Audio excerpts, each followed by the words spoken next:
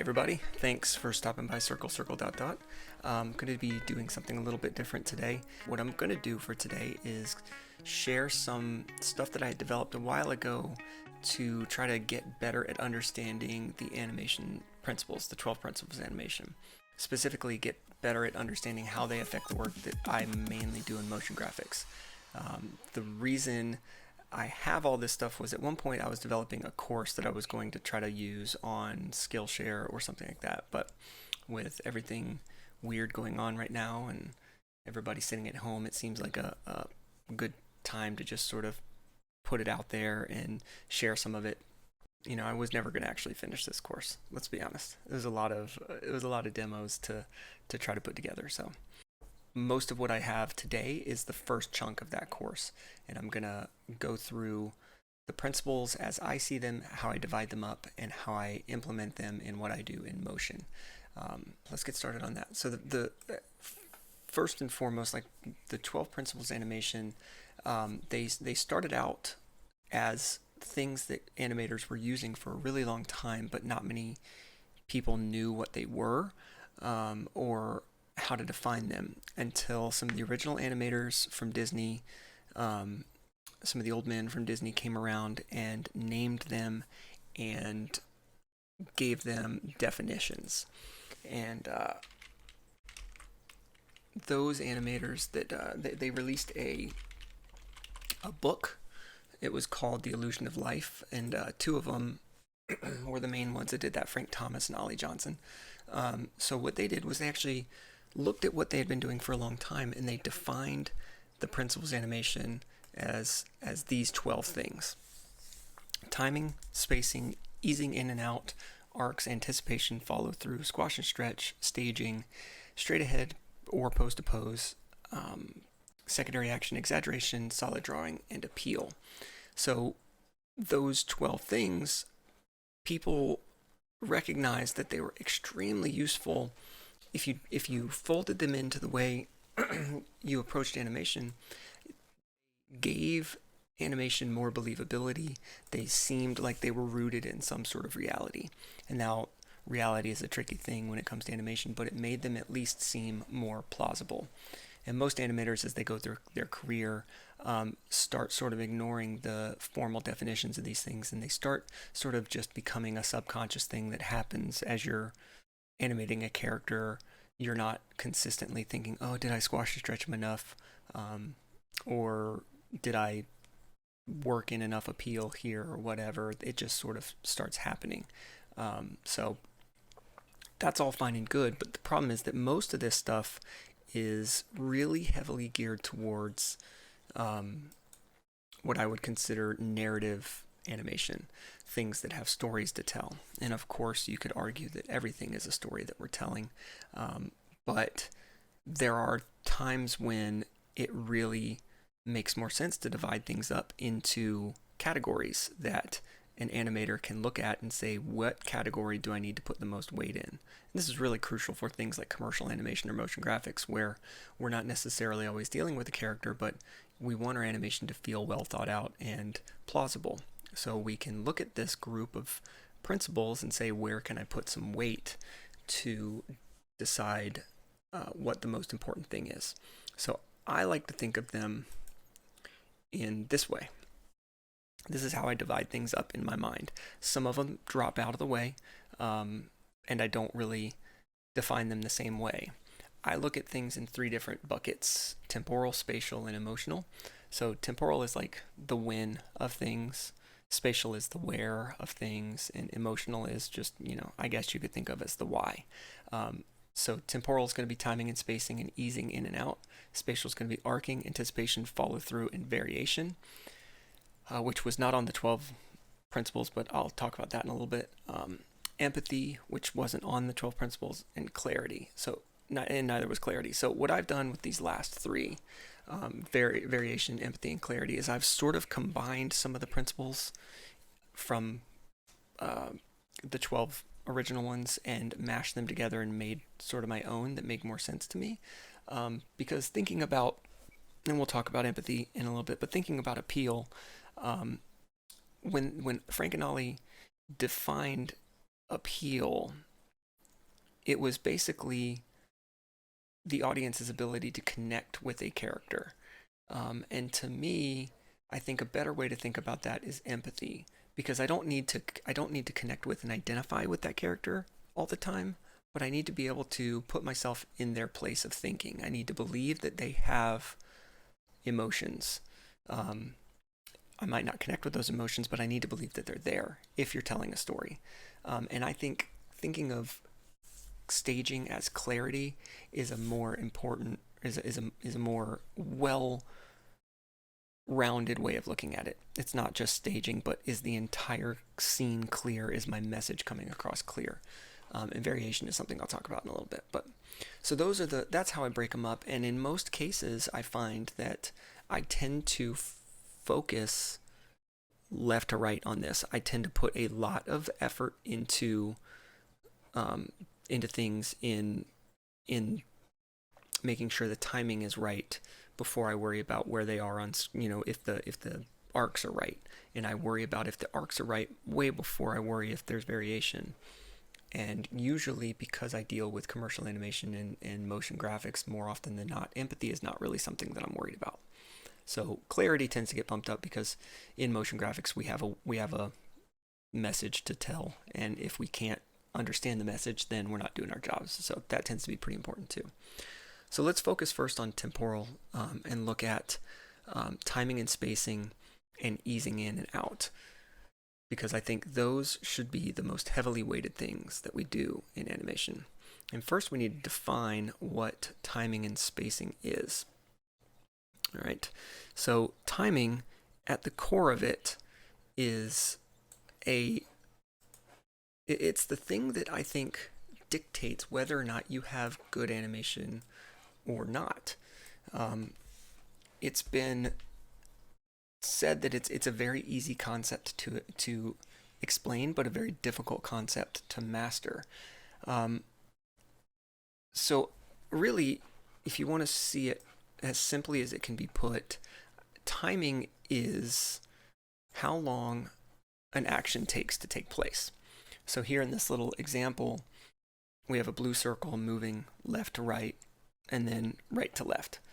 The timing of the scene is really simple to see and understand. It takes 1 second for the circle to go from the left side of the screen to the right side of the screen, and then it takes 2 seconds to come back.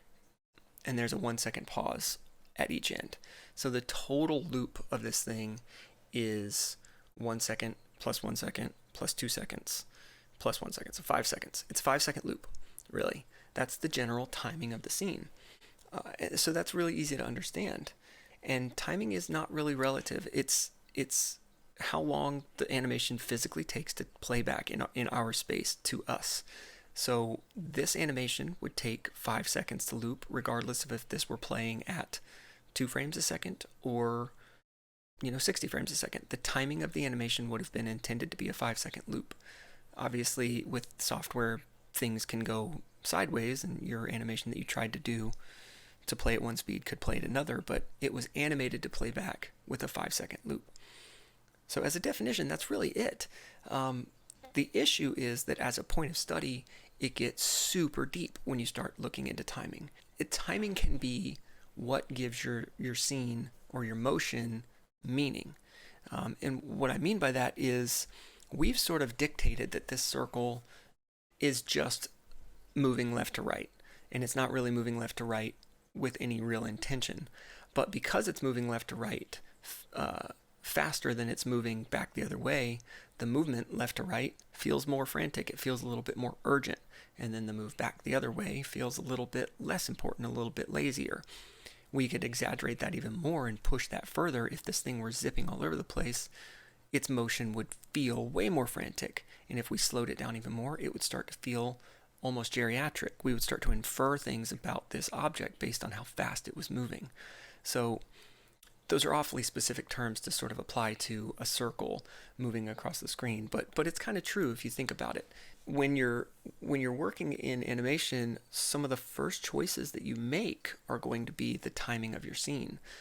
Generally, that can be done in a larger production, in a storyboard or an animatic. In commercial animation, sometimes it goes the other way. Sometimes you're given restrictions that you have to find solutions for your animation to fit in that timing. I can think of a piece that we did for a company called Oniqua, where a guy was supposed to be sitting at one desk, and then he had to move way to the other side of the facility in a totally different building and be at a different desk, and then he had to come back and fill a different role, all within one line of VO. So what we had to do is we had to make this choice to fit our animation into that, so that it made sense. It helped us a lot to understand that we only had 3 seconds to do that. So we understood our preset timing and we worked backwards to there. Sometimes that's just the way it happens, and that's okay. But understanding timing can help you make those decisions a little bit more clearly. So one of the best things you can do to get this is sort of like my I would say my tip for becoming better at timing would be to spend some time filming things that you need animated and taking more reference, because I think the more that you watch how long things happen in the real world, you start to get a better sense of how you can animate them better. So one thing that I've done in the past that really helps me a lot, one of the best tips that I learned, and I think I got it from, I want to say I got it from an animation mentor PDF that they put out. I don't remember where I got it. I'm not going to claim this thought as my own, but it's a fantastic idea, and that's to basically practice, do whatever animation or do whatever motion you need with your hands, and film that, and base your timing on that. And the reason that's great is because you can exaggerate your hands in a way that you can't in physical space. So if you needed to get up and run across the room and come back and like jump up on a wall and do whatever, you can't really film that, but you can act it out with your hands and, you know, try to figure out how things are going to do, or how they're going to move, and get a better sense of what the timing actually is, because you filmed it. So that's a good way to start to get a better idea of how long things happen, is to actually film them and watch them back, because our brains are weird about how we perceive time. Everyone perceives it a little bit differently. So that's the surface level of timing. I'm not going to go any deeper into that. I do think that it is very worth studying. In my mind, it is one of the most important things to study. It starts to ground your animations, starts to make them feel like they exist in a physical world. Even if it's an unrealistic fantasy world, it makes them feel like they exist. So, all right. We were here. Let's go here. So this is the illustration of what that timing was. 1 second one way, 2 seconds the other way. So that's timing. Connected at the hip to timing is going to be spacing.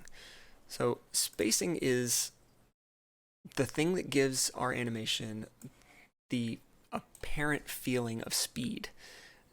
Our minds see the gaps between the animation as fast or slow. So the more an object moves between two drawings, the faster it appears to be moving. And of course, that's relative to playback speeds. Unlike timing, spacing is is tightly connected to playback speeds. So, but what that looks like basically is, this one's a little bit harder to talk about without actually showing it. But this is what I mean by spacing. So as you can see, when the ball moves to the left, it has even spacing, which means that every frame the circle moves the exact same amount in that 1 second. I've also evened out the timing on this. It's 1 second both ways. So the timing on these two motions is exactly the same. One of them, this one, you'll see appears to be moving in a more linear robotic way. But when it's coming back to the left, it has this apparent change in speed. And again, it's not actually taking any longer for the circle to move to the left or to the right there than it is when it's zipping back to the other side, but it feels like it's moving faster coming back the other way because there's a change in spacing. That speed up right here, right in the middle right there, happens because we've got tighter spacing at the beginning, big wide spacing in the middle, and then it tightens back up. This goes back into easing, which we talk about in the next slide. But that's what's going on here. Is we have this apparent speed up, and all it really is those drawings, those frames are further. It's moved more in between those two frames, and that's spacing. That's really it. Now, spacing tied with timing are really what define the physicality of your object as it moves through space. What you can think about is the choices we make for timing and spacing give our audience an idea of whether or not they're dealing with something massive or light, something, in a character sense, something young and spry or old, someone thin and athletic or overweight. Those sorts of things can be extremely connected to the timing and spacing of their motion. And it can be abstract things that still take on those personalities. If that ball were moving vertically instead of side to side, by using timing and spacing effectively, we could change it from a bowling ball that just sinks to the ground and smacks, or we could change it to a bubble because it could just sort of float. Just by changing the timing, speeding one up, making one a little bit faster, but mainly focusing on the spacing. Let's say we had a circle that took 1 second to move from the top of the screen to the bottom of the screen. If you were to take the ball and have it very slowly start to move and then just sink super fast in the last 4 or 5 frames, that could really make it feel like it were heavy and it had fallen off a ledge and just dropped. But if you just had it slowly move those seconds down, evenly spaced, it could feel like a bubble. So those choices that we make dictate what our object is sort of made out of physically. And I think that's super important to start to practice. So the best thing I think you can do, my best tip to get better at that, to get better at spacing, is to stick to the tried and true bouncing ball exercises. I think those are amazing exercises to get a great understanding of how spacing can affect your animation. And I would start out by doing a non-decaying bouncing ball, one that just infinitely bounces up and down, to get an idea of vertical spacing and how gravity would make it basically speed up the entire time it's falling. So spacing gets further and further and further apart until it hits the ground. And then it would do the opposite on the way up. On its bounce, it would have big spacing that would get smaller and smaller and smaller until it peaked, and then it would drop again. I would do that as a loop to get more familiarity with spacing in a bounce. And then you could do a decaying bounce, which is basically like, think of it as a tennis ball. You would drop it, and the first bounce would be higher than the second bounce, which would be higher than the third, which would be higher than the fourth, until eventually it would just settle into a place on the ground. And then lastly, I would complicate it more by doing an infinite bounce across the screen. So you're dealing with trying to maintain even horizontal spacing with this varying vertical spacing. That would be the next level of challenge. And then sort of a fourth level of challenge, I would do a decaying bouncing ball, one that like dribbles in and comes to a stop.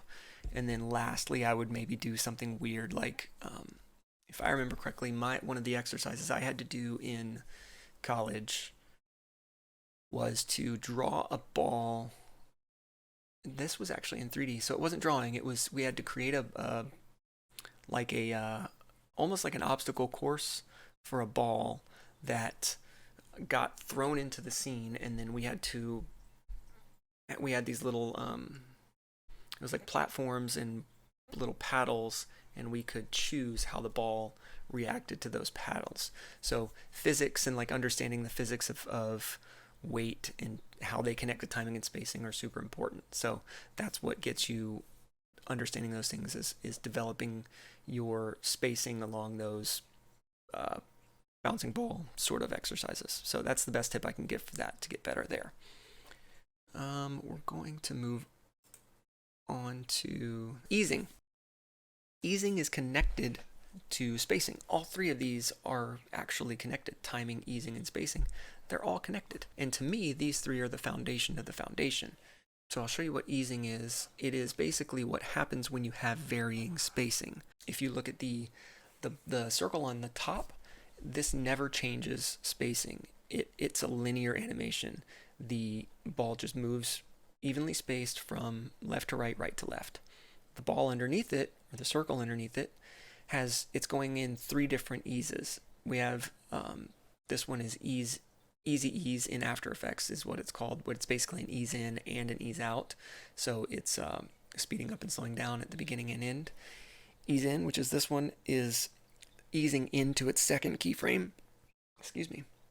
And then we also have ease out, which is this guy, where it's coming out of its first keyframe slowly and speeding up the whole way. So basically, just easing is when you have a change of spacing. Things in life and in the physical world, they have mass and they have inertia. So a super heavy object is going to need some time before it can get moving. And equally, a very heavy object is going to need some time to slow down if it's all the way up to speed. So if you can't get that right, your objects appear to move in a very robotic sense. One of the things, again, I'm trying to give ideas for how you can get better at these things. One of the ways you can get better at easing is to stop letting your computer do it.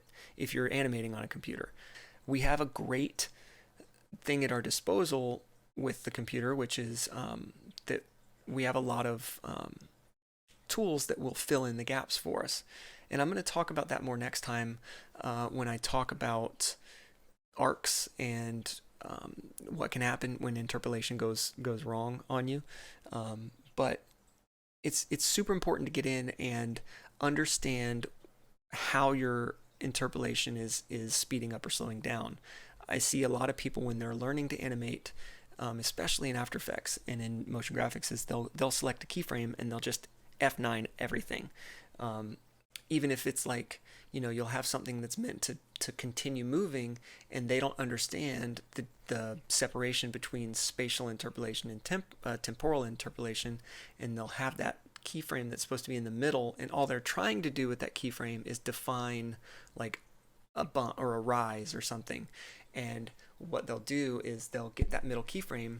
Sorry, I slapped the mic. They'll get that middle keyframe and they'll easy ease it, which basically tells it to ease in and out. So what it'll do is it'll stop in the middle and then it'll come down. And that's because some people don't understand easing, and they don't understand how to ease in their software. So I would say the best thing you can do is study what easing functions are in your software, and don't always trust them to give you the right result. Just easing into a keyframe a lot of times is not enough to make it feel like it's slowing down naturally. What I almost always what I will tend to do is I'll shoulder my curves in whatever program I'm using. So if I have something that is slowing to a stop, I'll ease into that keyframe, but then I'll go back into the curve a little bit, set a keyframe before it came to complete stop, and then extend that stop keyframe out a little bit further. And it tends to give you a very nice settle. There's a lot of scripts out there that do a lot of that for you, or expressions. The motion set, what was that guy's name? Mount MoGraph. That's why I couldn't remember his name, because he doesn't have his name on the site very easily. Oh, and he's put out a version 3. I didn't know he did that. It's been out for a while. I'm behind. It's cool. It does cool stuff where it has a blend function where it'll smooth into your keys very nicely, but I still think that it's like I said in my stream when I was trying to rig in cinema, there are a lot of tools that do things in an automated way. The best thing you can do is understand what those tools are trying to accomplish for you before you let them accomplish it. So I feel the same way about scripts that do interpolation, things like Easy Ease and like Ease and Whiz, or some of those other things that write math-based code to ease into things. I tend to like to adjust mine by hand, and I think that if you're trying to get better at animation, you should get to a point where you could do it by hand if you wanted to, and you don't have to rely on the scripts. And then the scripts and the expressions just make you faster the more you're doing. Yeah, so those 3 tips I think are great places to start to try to get better at this stuff, starting with getting better at timing by filming some reference and understanding how long things take to happen. Study some physical things, throw different balls around the room, see what bounces the right certain ways, whatever, see how long certain things take to fall. Film it, get reference, all that stuff will help. For spacing, do some bouncing ball stuff. Even if you've been animating for a long time in a program, when was the last time you practiced animating a ball? It really, I think it's just one of those things. It's like my business partner Shane always talks about how illustrators need to paint eggs. I think animators need to bounce balls around. It just is, every once in a while you got to come back to it and see if you can do it a little bit better than you did last time. And third, and we'll talk about this one even more next time, is stop letting the computer do all the work for you. Stop trusting computers. It's important. All right. Yeah, we'll be back tomorrow for some spatial stuff. But in the meantime, you guys take care of each other, and we'll see you soon.